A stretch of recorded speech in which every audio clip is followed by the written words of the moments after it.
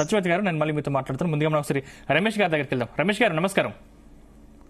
నమస్తే. నమస్తే సార్. మొత్తం మీద మీనాక్షి నటరాజన్ గారు, అందరికి నమస్తే. రెడ్డి గారికి, మల్లయ్య గారికి, సత్యవతి గారికి నమస్తే సార్. మీనాక్షి నటరాజన్ గారు తెలంగాణ రాష్ట్రానికి సంబంధించినటువంటి కాంగ్రెస్ ఇన్ఛార్జ్. ఆమెకు సెక్రటేరియట్ లో ఏం పని? దీని మీద చాలా విమర్శలు వస్తున్నాయి. వారికి మీరేం సమాధానం చెప్తారు? విమర్శలు ఏంటండి? ఆయన వచ్చింది నిస్వార్థంగా సేవ అందాలి, ప్రజలకు అందాలి. ప్రజాసేవలో ఏ తప్పిదాలు జరగకుండా మాది ఒక పద్ధతి ప్రకారం నడిచే కాంగ్రెస్ పార్టీ అండి. ఇక్కడ కేసీఆర్ లాగా సింగిల్ మ్యాన్ షో ఉండదు. ఇక్కడ కాంగ్రెస్ పార్టీలో కేంద్ర ప్రభుత్వం కూడా జోక్యం ఉంటుంది. కేంద్రంలో ఉన్న వాళ్ళు కూడా దీని మీద అన్ని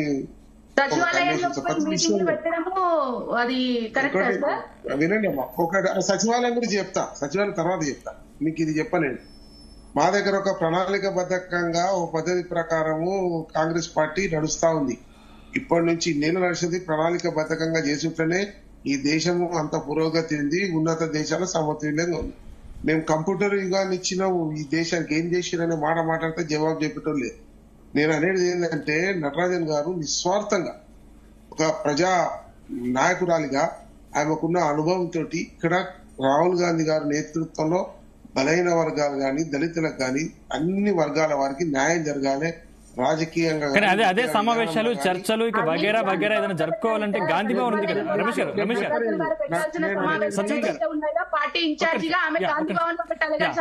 మీరు సమావేశాలు, చర్చలు, ఇంకా వగేరా వగేరా ఏదైనా జరుపుకోవాలి అనుకుంటే దానికి గాంధీ భవన్ ఉంది కదా. మీరు ఎందుకు సెక్రటేరియట్ ని ఉపయోగించుకుంటున్నారని మీరు ఇచ్చినప్పుడు నేను చెప్తాను. దాని క్లారిటీ అడగలే కదా. నేను అడిగిన దానికి జవాబు చెప్పాలి కదా. మీరు అడిగినాక నేను చెప్తా, దాని జవాబు కూడా చెప్తా. నేను అనేది ఏంటంటే, నటరాజన్ గారు చాలా నిస్వార్థంగా ప్రజలకు కరెక్ట్ గా తెలంగాణ ఇచ్చిన తెలంగాణలో ప్రతి ఒక్కరు కూడా సంతోషంగా ఉండాలి, ఆర్థికంగా ఎదగాలి, ఆర్థిక పరమైన ఇబ్బందులు ఉండకుండా ప్రజలు ఉండాలి. ఎన్ని రోజులండి భిక్షలు వేసుకుంటా ఇదే పద్ధతిలో? ఈ రోజు 70 ఏళ్ళు వచ్చినా మేము ఏమంటున్నాం అంటే, ఇంకా బలైన వర్గాలు, దళితులు, ఇవన్నీ అందరు సమతుల్యంగా రావాలనే సంకల్పం పెట్టుకొని రాహుల్ గాంధీ గారు ఉన్నారు. ఇప్పుడు దాన్ని ఎవరేం తెరచలేదు. ఏ పార్టీ గాని, ఏ పెద్దలు గాని, ఇక్కడ ఏ పార్టీ వాళ్ళు కూడా లేరు. అట్లా కేవలం ఒక రాహుల్ గాంధీ గారు, ఆయన నేతృత్వంలో ఉన్న కాంగ్రెస్ పార్టీ ఈ రోజు అందరు కూడా, రేవంత్ రెడ్డి గారు కూడా బద్ధకంగా పనిచేస్తాం. ఎక్కడ తప్పుదా జరిగినా దాన్ని అడిగే హక్కు ఉంటది. అక్కడ ఢిల్లీలో మా పార్టీకి అట్లా ఉంటది. ప్రతిదల కొన్ని మంచి పనులు చేసినప్పుడు కొన్ని చిన్న చిన్న అవకతవకలు జరిగితే దాన్ని మేము రెక్టిఫై చేసుకునే పరిస్థితి ఉంటది. మేము ఇస్తున్నాం.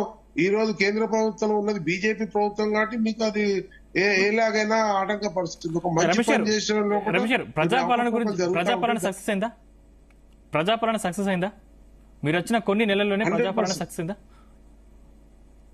100% అయిందండి. అంటే కొండా సురేఖ వివాదం, భూములని రమేష్ గారు, కొండా సురేఖ వివాదం, దాని తర్వాత కానిస్టేబుల్ రోడ్ ఎక్కడం, దాని తర్వాత లగచర్ల ఇష్యూ, దాని తర్వాత హైడ్రా, దాని తర్వాత హెచ్యూ, మొత్తం మీద మీరు వచ్చిన కొన్ని నెలల్లోనే నెలకొక ఇష్యూ బయటపడుతుంది. అంటే ఇవన్నీ మీకు చాలా విమర్శలకు దారితీస్తుంది. అంటే కాదండి, ఒక మంచి పని చేయడానికి సంకల్పం చేసుకున్నప్పుడు కొన్ని అవకతవకలు జరుగుతా ఉన్నాయి. ఇదంతా ప్రభుత్వ ఫెయిల్యూర్ గా చెప్తా ఉన్నారు. నేను అనేది ఫెయిల్యూర్ అనకండి. ఒక మంచి కార్యక్రమం చేస్తుంటే కొన్ని మంచి చెడు జరుగుతూ ఉంటాయి. దాన్ని మనం ఎట్లా తీర్చిదిద్దాలనే దాని మీదనే ఇప్పుడు కాంగ్రెస్ పార్టీ ఇప్పుడు తన ముక్కలు చేసుకొని ప్రతిదీ కూడా చేయాలి. మరి కేంద్రంలో కూడా ఎన్నో ప్రాజెక్టులు కట్టిరు, ఎన్నో చేసిరు, ఎన్నో అభివృద్ధి చేసిరు. కానీ మనం చేసే వారికి అడ్డంకులన్నీ వస్తున్నాయి అనేది ప్రతి దానిలో ఒక విషయం జరుగుతా ఉన్నది. ఇది కూడా ఇప్పుడు కేసు కూడా వేయడం జరిగింది. కొంతమంది పని కట్టుకొని సోషల్ మీడియాలో తప్పిదాలు పెట్టి రాంగ్ రిపోర్ట్స్ ఇచ్చుకుంటూ రాంగ్ పబ్లిక్ ను ప్రొవోక్ చేసుకుంటూ ప్రజలను తప్పుదారి పట్టించే విధానం లోపల కొంతమంది కుట్ర జరుగుతా ఉంది. అదే సోషల్ మీడియాని కాంగ్రెస్ ప్రభుత్వం ఉపయోగించుకోవడంలో ఫెయిల్ అయిందా? అదే సోషల్ మీడియాని కాంగ్రెస్ ప్రభుత్వం కాంగ్రెస్ నేను అనేది మీకు బ్రదర్, మీకు తెలియదు. రాహుల్ గాంధీని, కాంగ్రెస్ పార్టీ, సోనియా గాంధీని కొన్ని లక్షల కోట్ల రూపాయలు బీజేపీ ఖర్చు పెట్టి కొన్ని సాఫ్ట్వేర్ కంపెనీలు అడాప్ట్ చేసుకొని డిఫేమ్ చేసింది. ఊరికేనే కోట్ల అది మంచి పేపర్ కూడా వచ్చింది, మీ అందరికి తెలిసిన విషయం. బీజేపీ చేసిన కుట్ర. నేను ఇటువంటి జరుగుతా ఉన్నాయి.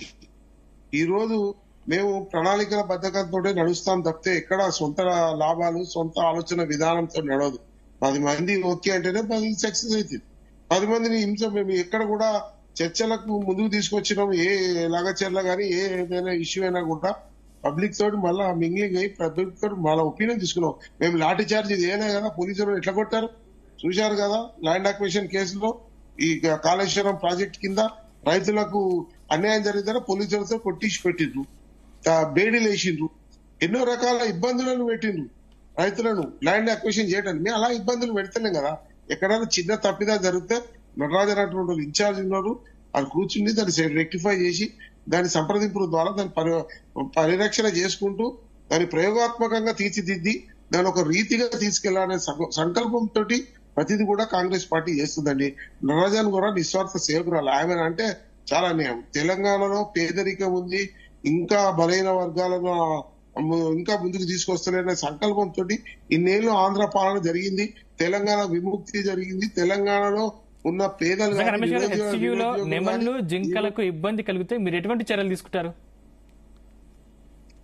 దాని మీద ప్రతిదీ కూడా డిస్కషన్ జరుగుతుందండి. అసలు ఉన్నాయా లేవా, అసలు ఏం జరుగుతుందనే ప్రిలిమినరీ స్టేజ్ లో ఉంది.